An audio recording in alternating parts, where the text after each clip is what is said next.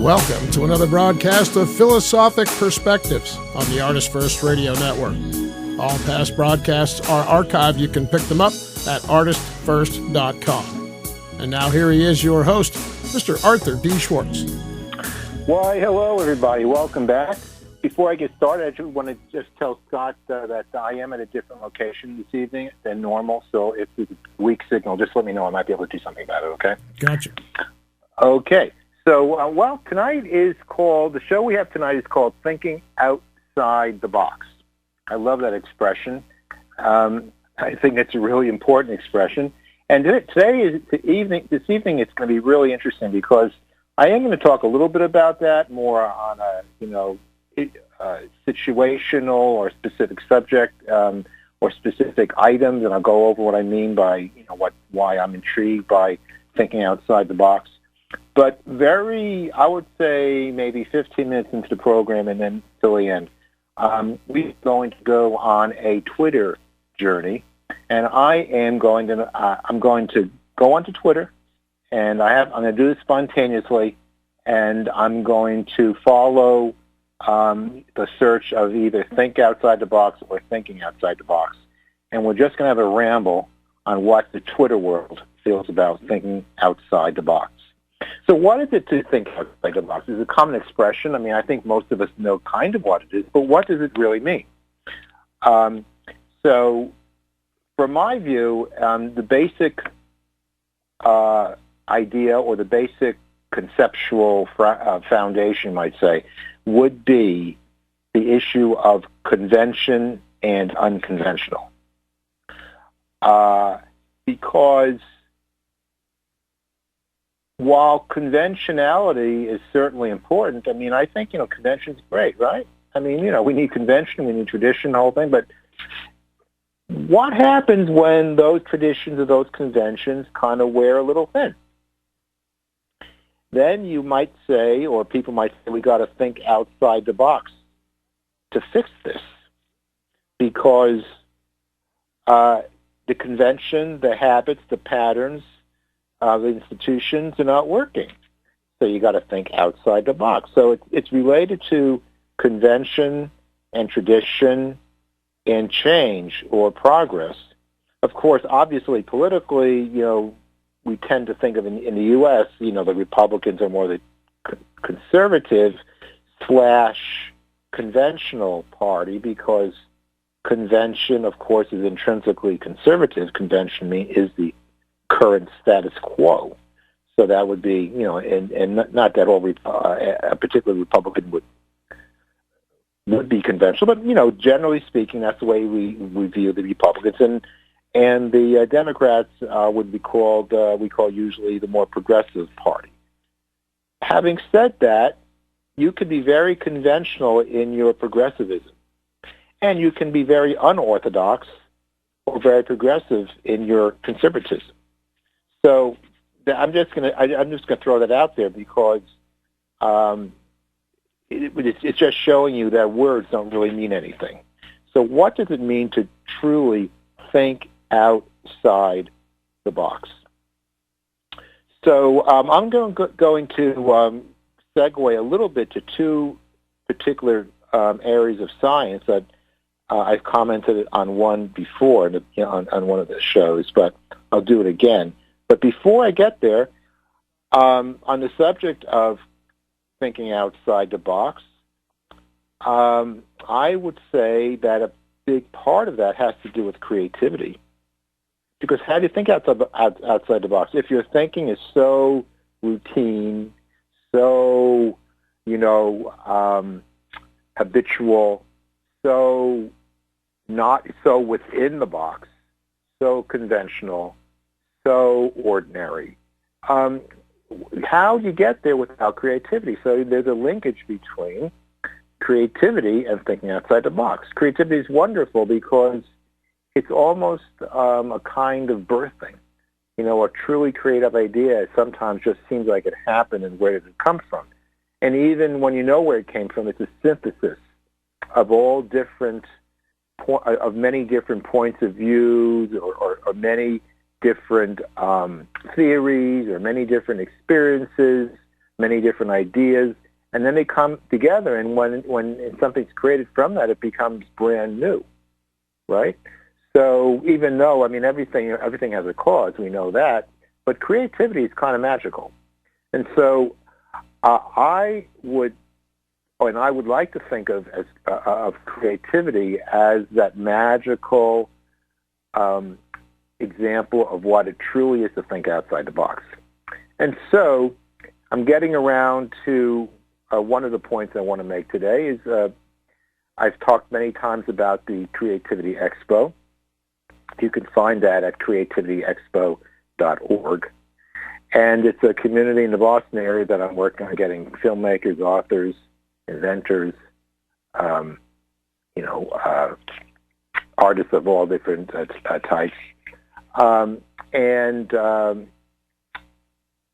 together and to actually have an opportunity to show their stuff and to create a vibrant, unique and fun, exciting community.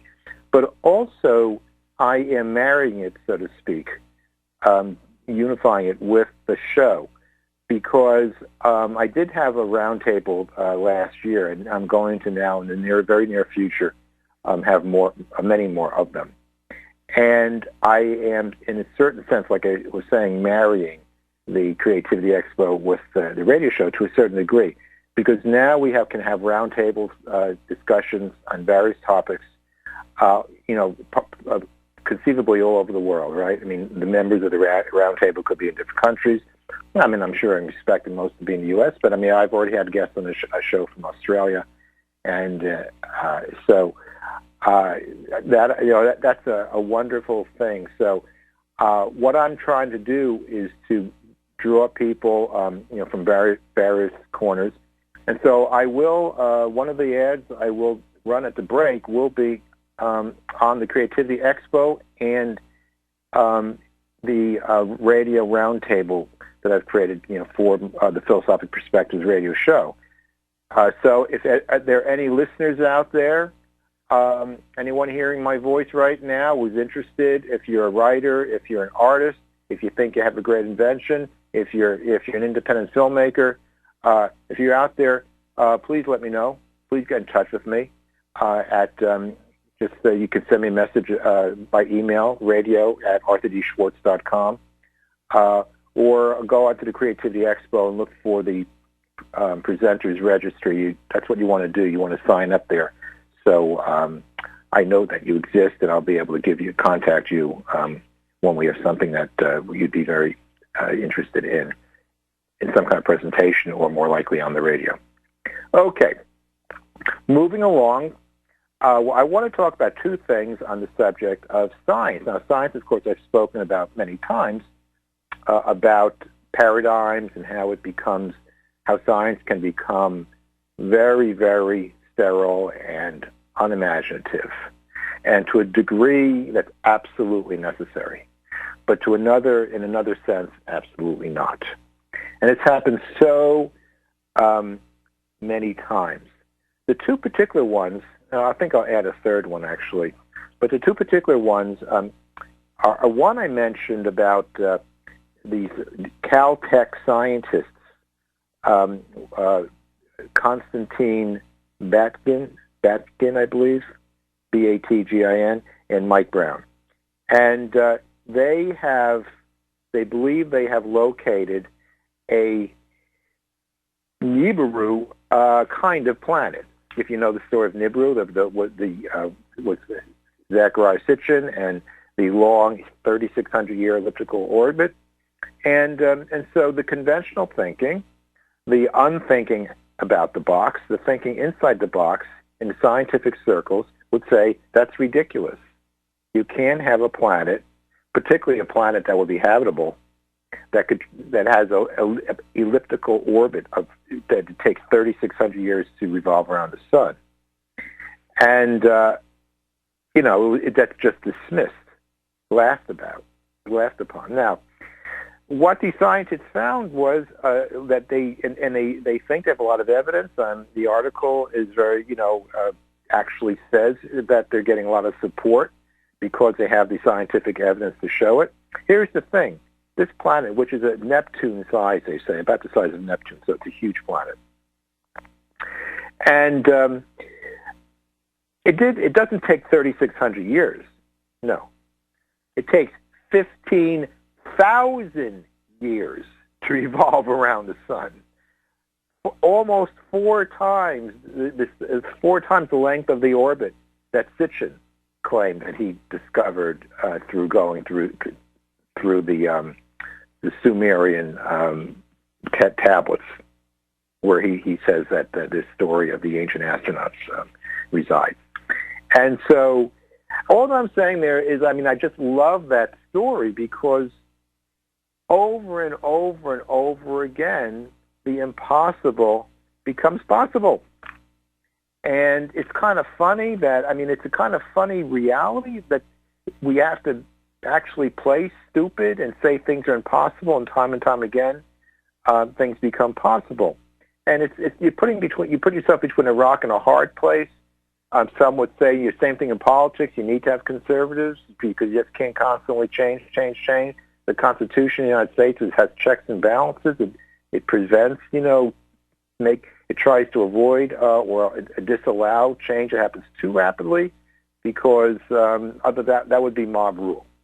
And so that's why we have all these checks and balances, and change is somewhat slow. There's an argument there. I'm not saying I think with the last election, I certainly have questions about that, but I'm not going to get sidetracked. I've done that many times. I think today is at the point where I'm going to begin to move along here because I can't be festering forever over what happened in our election.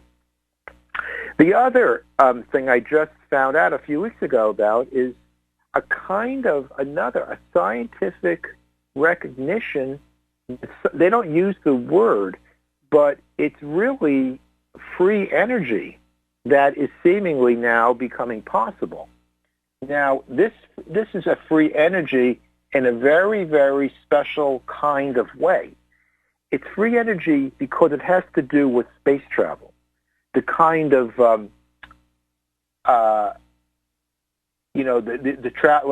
traveling, for, let's say, within our solar system. So right now I have I'm looking at an article online in the Washington Post, and the date is November 22nd by Sarah Kaplan. And the article says, this space engine breaks a law of physics, but a NASA test says it works anyway. And so I just read a little bit. NASA scientists have been daydreaming about a new kind of engine that could carry astronauts to Mars in 70 days without burning any fuel. Now, in a new paper published in peer-reviewed journal Propulsion and Power, they say it might really work. And I'm not going to read this. I am going to just, it's actually electromagnetic propulsion.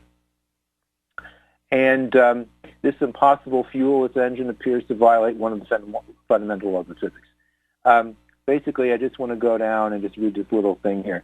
So, according to the new paper, the Ingleworks scientists report that the machine generated 1.2 millinewtons thrust per kilowatt of electricity pumped in. Basically, you're getting much more energy going out than coming in. And that is the definition of free energy. So, that's what free energy is. If more energy comes out than comes in, if I understand this correctly. And so they say, oops, it just went down too quickly here. So the reason why they say this is possible, they say it concluded that there's a small amount of thrust, but let me just go back here. There's one part I want to read.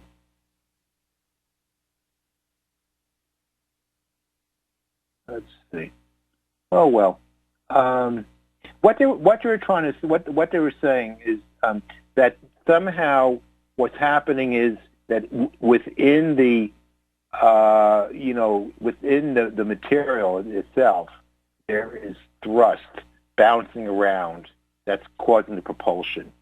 So to me, I would like to read it. It's very short, but okay.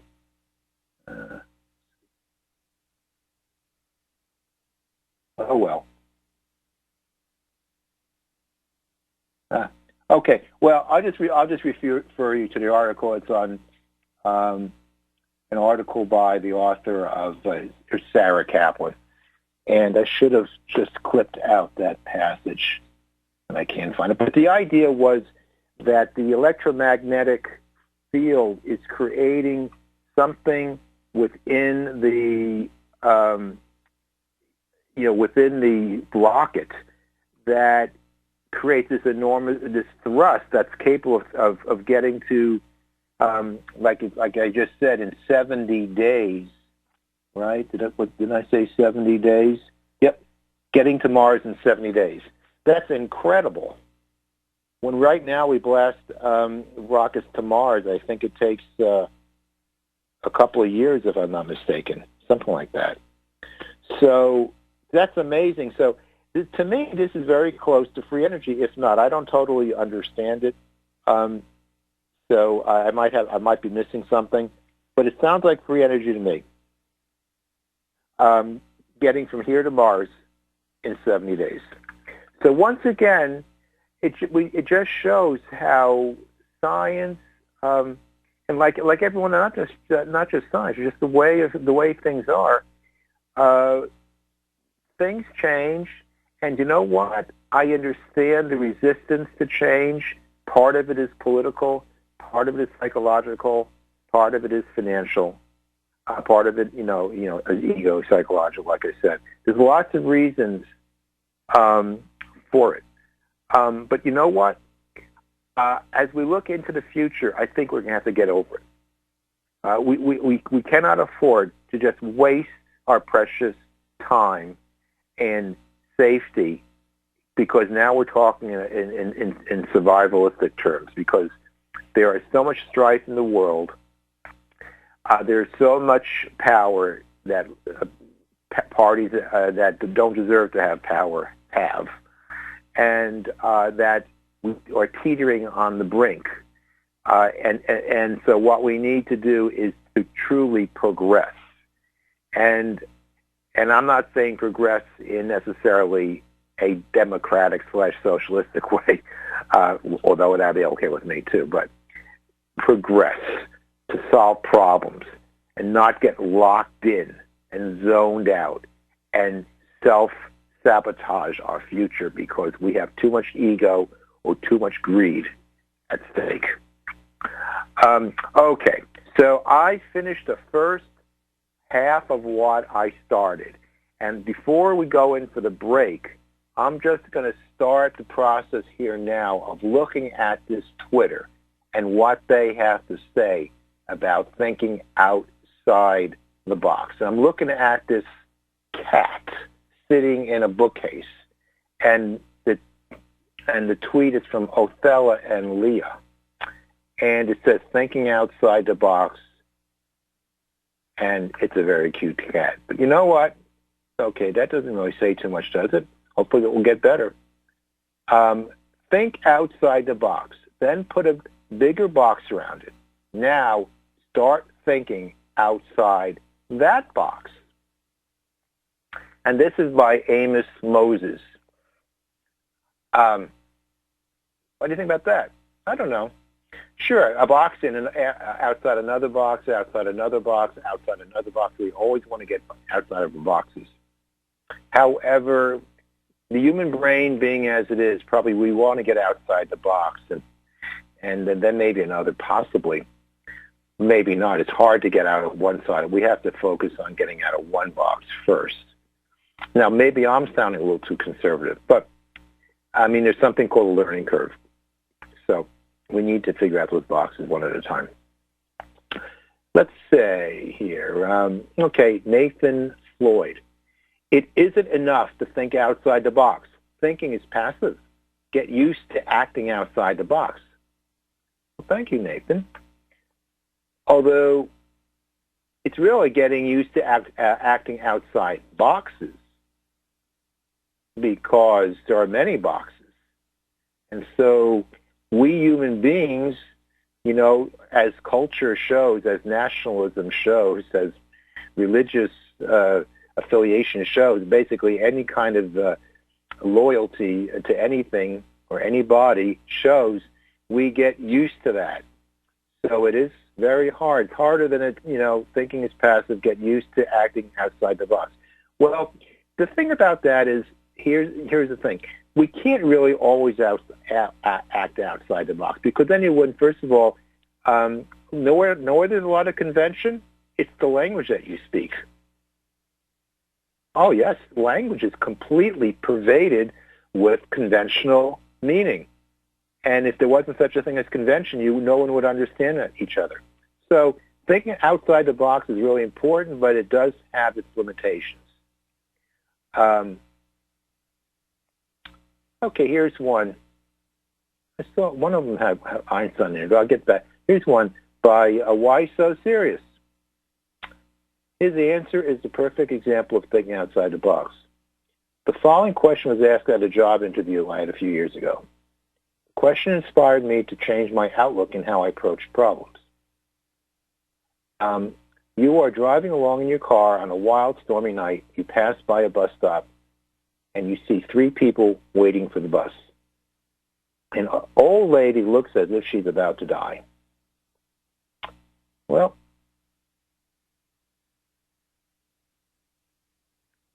okay, you know what? That's cut off, and I'm not going to even read the rest. As I said, folks, I'm just going with the flow here. So I read something that I would have to click on it. But just go on to Twitter. You don't have to be a member of Twitter to search and type in thinking outside the box, and you'll see it there. I like this one by Jazz Saney. Don't stop thinking outside the box. Well, okay, we're gonna really get into this, but right now we're gonna take a break, and please listen to my new Radio Roundtable / Creativity Expo ad. See you soon.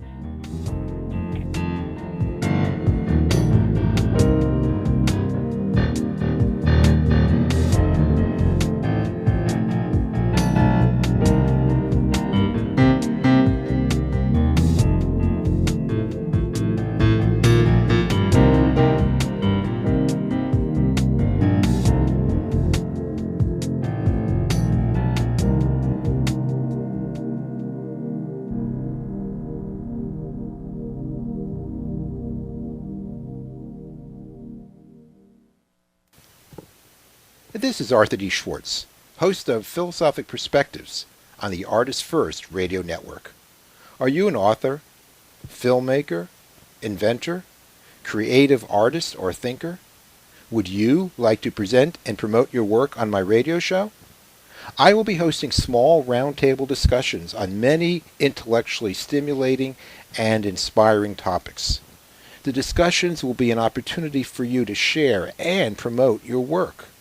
If you are interested, here is all that you need to do. Join creativityexpo.org.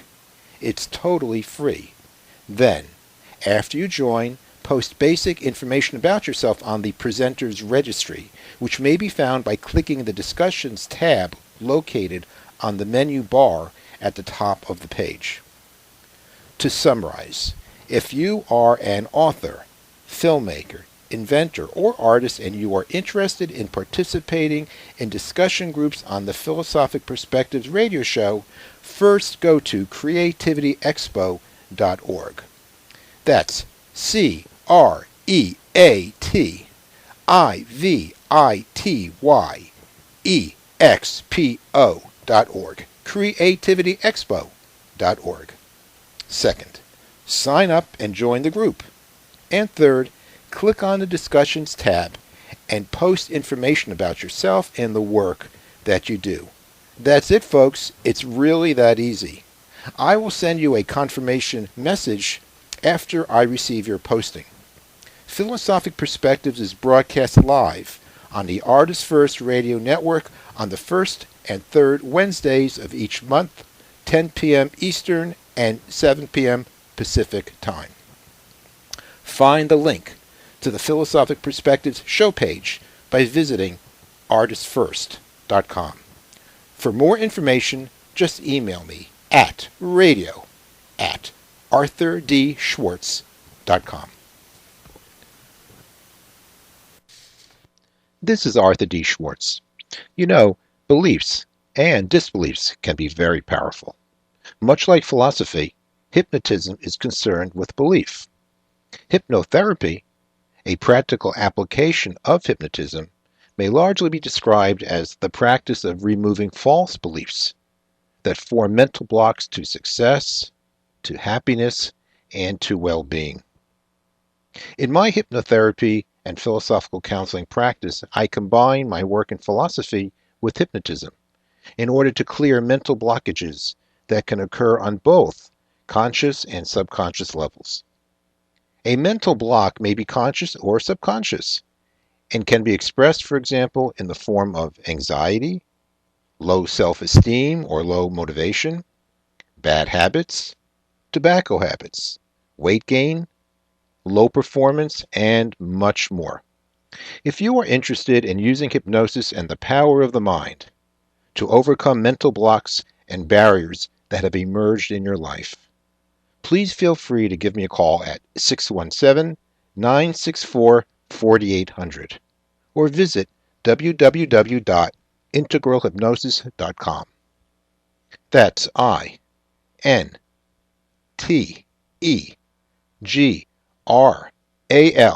hypnosis.com.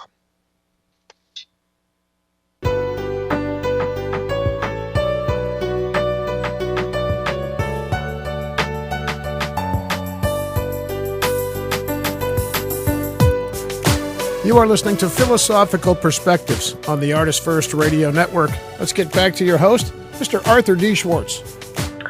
Welcome back. To Philosophic Perspectives. I listened to that ad. I'll smooth it out. I sounded a little nasty, I think. A little bit too excitable. So I will have to re-record that. But anyway, during the break, I did have the opportunity to find what I was looking for before about that EM drive. It says the EM drive doesn't work in the ordinary way. Its thrust seems to come from the impact of photons on the walls of the copper cavity. That would be like moving a car forward by just banging against the windshield. So, see, that's what I'm saying. You know, they might end up describing it because it doesn't break the laws of physics, because really what it is, it's the photons banging against the wall as opposed to something more macro. In other words, not quantum-like, but a macro-like, meaning, pushing something. But this is internal within inside the space between the atoms. And, but that's basically what most theorists about free energy, that's how I look at it. I think I've always said that. I think there's if not infinite, unlimited energy baked into the fabric of space and time. And so actually, this phrase I said, to me anyway, that it sounds like that the energy is in the interior of space and time. Another thing I wanted to mention about convention is, in medicine, more and more I'm convinced that in certain cases, medical science, and I think a lot of physicians are coming to think the same way, that the first line of defense should be, natural therapies, natural herbs, and even more so, natural supplements, which we now understand much better because we have the ability to understand all the different phytochemicals, the antioxidants, and all these things that are kind of like drugs, but they're much, much, much, much, much less dangerous. They have very few, if any, side effects, and some of them are very potent. And so I think we're coming to a point where, in many cases, not all, but in many cases, this kind of more gentle treatment, you might say, will preclude rush to pharmaceutical use because it can be done sometimes better. So that's my little, so thinking outside the box, I think there's going to be a lot of thinking outside the box. And a lot of progress has been made in the area of natural supplements. Much like there's been a lot of, obviously, progress in medical science, but I think there's going to be a lot of progress in natural supplements, and you can see as it is already beginning to have an important role in established medical institutions. Okay, I am going to return now to Twitter. Well, I have two windows open, so let's go to Think Outside the Box. Okay, this is by Dana DeCastro. Waxing crescent moon has entered Aquarius. Brainstorm new ideas and think outside the box. Unusual approaches work best. Well, yes, I think we all agree on that. Let's see, moving right along. Outside the box and try different things. You'll soon discover what works and what doesn't. Well, that's really a think outside the box pragmatist, isn't it? That was Jason Hauk. Probably pronouncing his name wrong. Okay, let's see what we have here. Nothing wrong with a clash of idea, a transformative administration. Go against the flow to think outside the box. And the picture below it has Vladimir Putin there, seated with Lieutenant General Michael Flynn, Donald Trump's pick for National Security Advisor. I like that one. Okay. Don't be scared to think outside the box and try new tactics. Shake it up a bit. That was from Jessica Colella. Thank you, Jessica. You are in our zone. You are not allowed to think outside the box. Eat that food, frequent that joint, drink that, or date that one. 8% Rango. 8%? I'm not sure exactly what you're talking about. Except, no, I don't quite get it. When you're in your zone, yeah. Well, when in Rome, do as the Romans do. You see, I think that's what 8% Rango. Maybe not, but that's what it makes you think of when he says you're in our zone, because that is the classic expression of the law of tradition, the law of the more conservative law of tradition. Because when you visit a country, you don't try to do things your way. You have to respect the customs of that country, and that's also true within your own society. And of course, in our society, we have many subcultures. And so when you find yourself in another subculture, you have to respect their way of doing things. So you see, it's not all about doing, thinking outside the box and doing things a unique way. I mean, traditional thinking and conservatism definitely have an important role. Absolutely.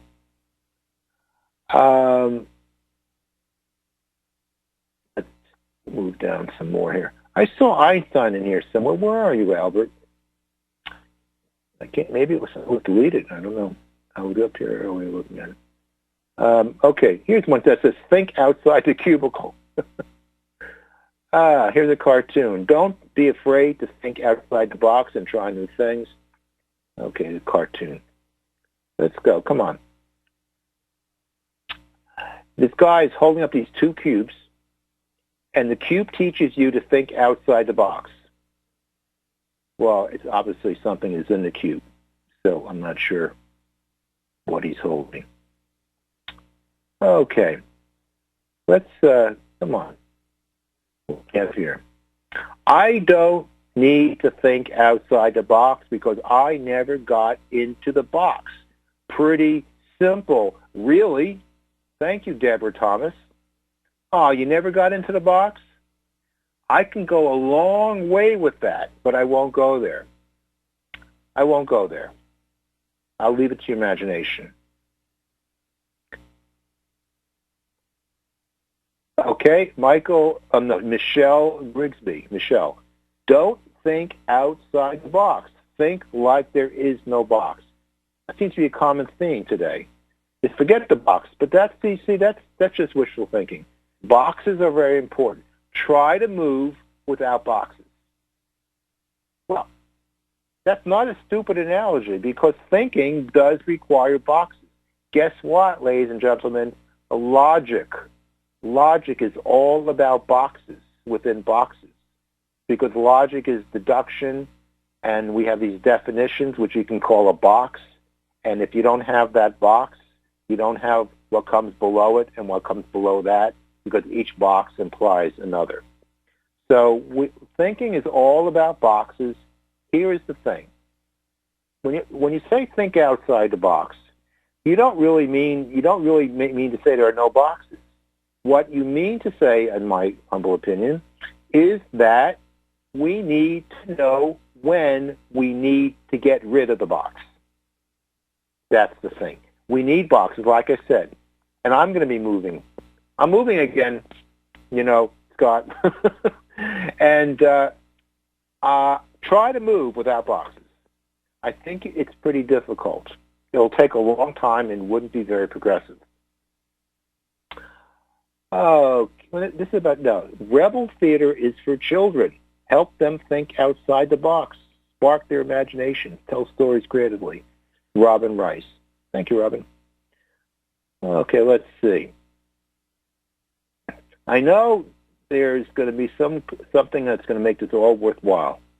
Oh, power to the people. Fraying at the seams. It is truly men. Like real, okay, I won't say that. That will help Nigeria think outside the box and solve its issues. Well, God bless you. I'm sure you'll make it. Nigeria will make it. Hopefully. Daria J. Leganier. 9 ways to think outside the box for blog topics. Okay, that's good.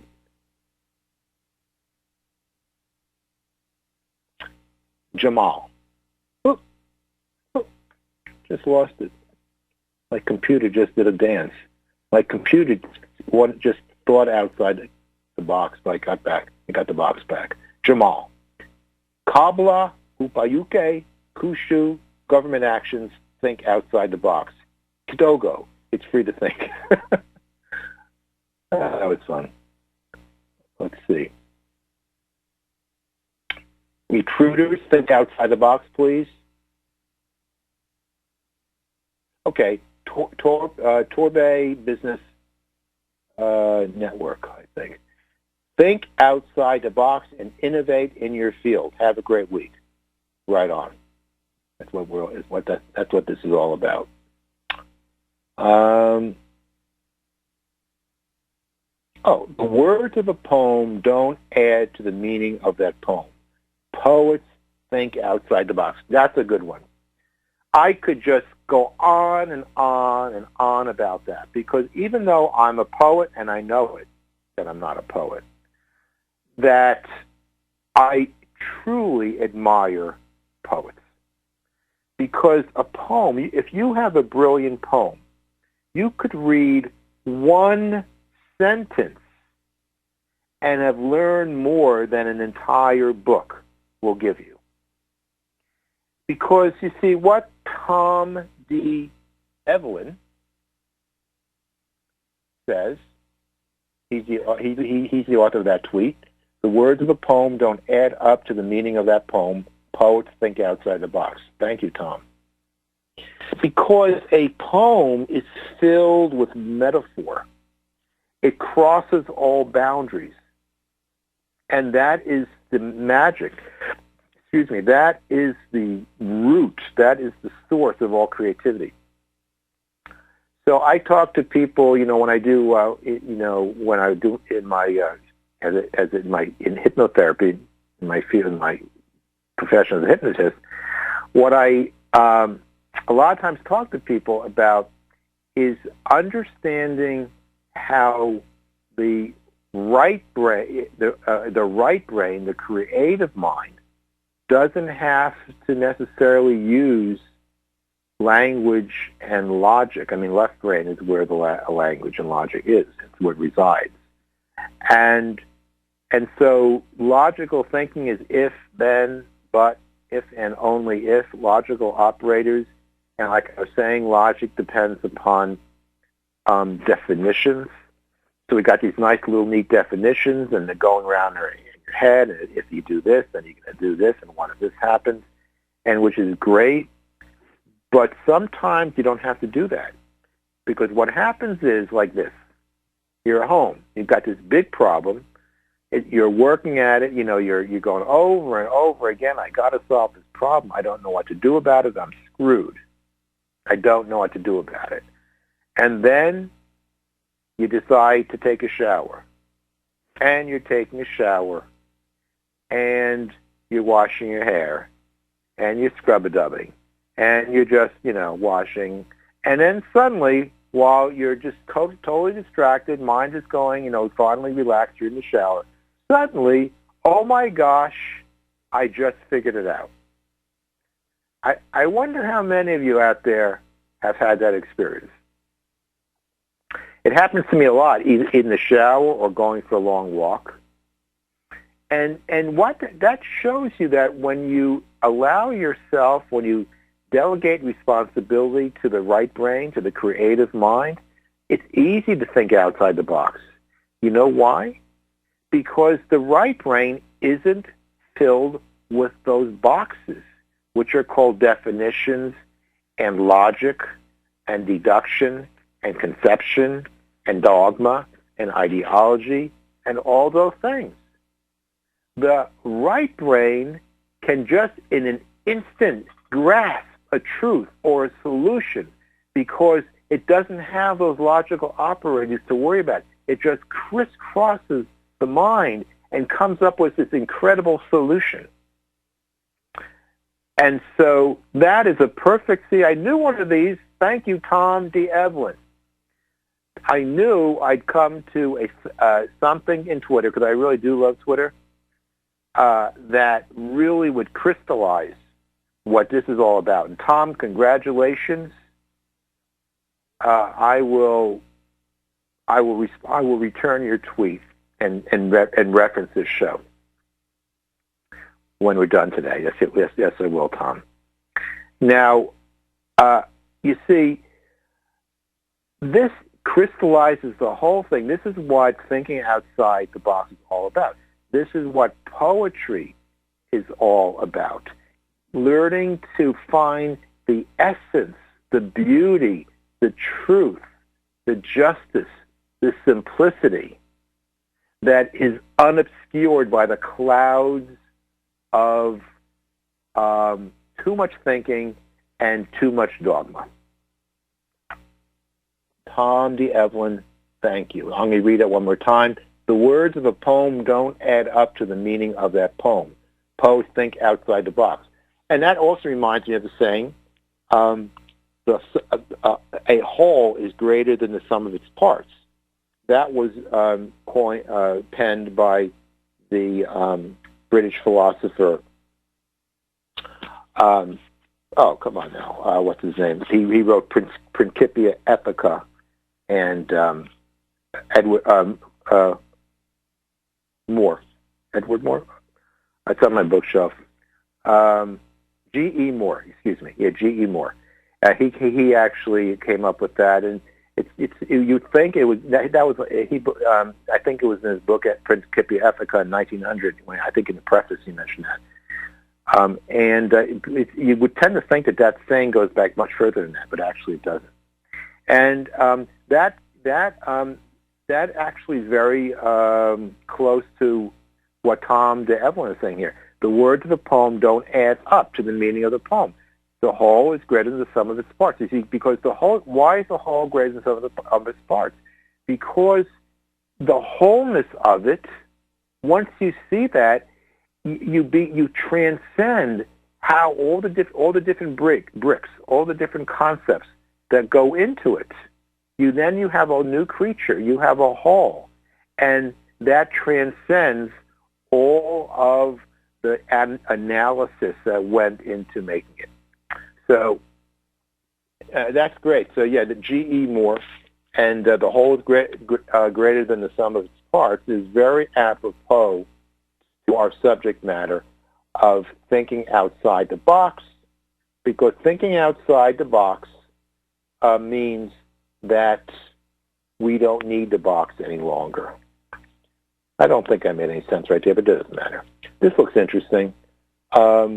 Lynn Grounds.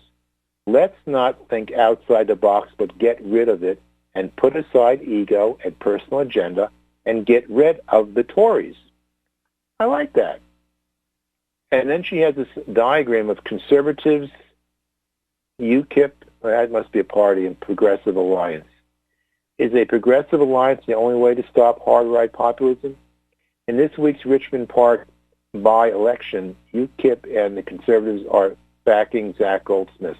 This is, I guess, British. And why can't the parties of the left work together? Well, that's a long story, isn't it? I want to, we're getting near the end, and I want to find this Einstein cartoon that I was looking at before, and this time around I see, I got it. Okay, I got it. Beautiful. Okay, this is from Healing Inspirations.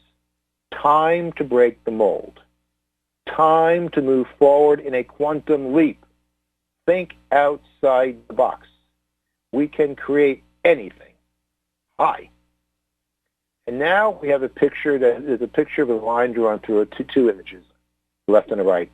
The left is it looks like a woman's eye, beautiful blue eyes. I'm looking into her eye, and I'm getting hypnotized just by staring into her beautiful blue eye that seems to be infinitely deep. Yeah. But now on the right side, we got a picture of Albert, a small picture of him, and then with the quote of his, apparently. We can't solve problems by using the same kind of thinking we used when we created them. Nice. You know, that's why they call him Einstein. That's right. I mean, that's the thing. Thinking inside the box it's not going to solve the problem that was caused by thinking inside the box. We have to get outside of them. But, of course, sometimes, to be fair, it's also true the other side. If you are really always to think outside the box, always get outside the box, always, got to be outside the box, whack, whack, whack, whack. Well, you know what? If you go outside the box, you're destined to failure, because why would you want to spend your life in wilderness if you don't need to? We need to pick our spots. Seriously, folks, you just can't always, go outside. It's the wilderness, it's a desert. You can't live without boxes. You can't, okay, you're flying in space, and what are you going to do? You say, well, I want to go outside this box called my space capsule to go for a walk. Is that okay? Well, that's thinking outside the box, because the box, called the space capsule or the rocket ship or whatever, is what's keeping you alive. So, and in my book, Ethical Empowerment, Virtue Beyond the Paradigms, even the virtue beyond the paradigms is that means getting outside the paradigms, getting outside the box. But in my book, I do clearly explain that's not all about that. There's certainly room for conservatism and traditional thinking and all the rest. We need those boxes. Yes, we do. Now, Scott, are you there? Certainly. Do you think we need boxes? Are you a box guy? I don't know how to answer that question. Or are you just the no box guy? Get rid of all the boxes. Well, I think that thinking outside, I mean, I don't know how to answer that rhetorical question, but I think it's, thinking outside the boxes is I think the topic's terrific. I enjoy doing that. I've been accused of doing that on numerous occasions, and I think it's one of the great traits of humanity to just take a fresh look at, someone walks up and whacks you in the head. All of a sudden you get an idea, or more accurately, like you were describing with your long walks or in the shower, when you just let your mind wander. Sometimes the goofiest ideas make the best solutions. That's right. But you know what? It's true. But then again, think about cultural customs, around the world, things that are precious, that are important to us, that have so much value in them, and and we revere, customs, different food for different diets, different culinary traditions in different parts of the world, different ways of celebrating, different ways of relating to each other, and which are different. I mean, I think the world today, it's becoming more homogenous, but still there's much diversity. And isn't that also important too, right? Don't we value, customs of other people, and that's why we go on trips, and to see how other people live and to learn from them and their way of seeing things. Aren't customs boxes too? Yeah, I suppose so. I think thinking people. I think you're talking about the optimum person that values those things. Unfortunately, I think there's plenty of people in society who couldn't care less about some of these. They live in their own little. They live in their own little box, right? That's right. Yeah. Well. Anyway, so no. My point is that yes, I consider myself to be a progressive. I try. Obviously, I'm doing this show right now. I mean, I'm trying to. I try to think outside the box. I try to use creativity. But I also think that the other side has its value as well. Sometimes it's best to stay within your box because that's the best box to be in. I mean, right? I mean, your box doesn't have to necessarily be all bad. So, I think really, like I was saying, the real challenge in thinking outside the box is knowing when you need to step outside of the box and knowing when to say, no, this box is fine. This is the best box. I'd rather be in no other box than this one right now. Now, tomorrow might be a different matter. So I think the challenge is knowing when we need to think outside the box and knowing when this box we have is just fine. Right? So anyway, that's just my point of view. But anyway, this was a little bit of an experiment because I'm going to do this. I mean, I've mentioned before, I've got into Twitter a lot during the campaign. Before that, but I really got into it during the campaign. And I'm going to continue to go because it's really quite of a really neat thing, I think. And for my Twitter account, it's Twitter/Arthur D. Schwartz, and you'll find it there. So if you just hang on just for 1 second. Okay, Scott, so I'm going to conclude right now. And thank you very much once again for joining me and Scott. And so, Scott, let me just say that this concludes tonight's broadcast.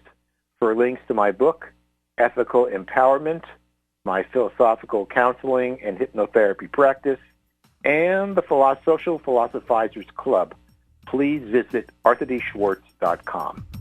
And this is Arthur D. Schwartz reminding you to live well and think deeply. Until next time, good night, everybody.